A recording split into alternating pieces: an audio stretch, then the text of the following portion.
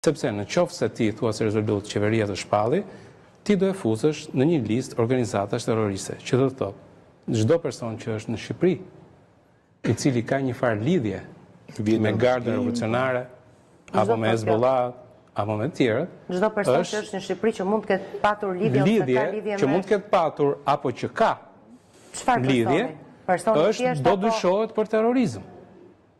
Se kanë njerëzit lidhje me organizatën? Po, shiko, nuk është të del, po patjetër që ka edhe në Shqipëri ka. Ti s'ke parë në studio njerëz. Ti ke njerëz që dalin në studio dhe haptazi mbrojnë politikën e ndjekur në një shtet terrorist. Ti ke me 10.000, me 100.000, me miliona komente online, në të cilën ti ke një qëndrim pro-iranian të shqiptarëve që është për të habitur, dhe se ne nuk na lidh gjë me Iranin.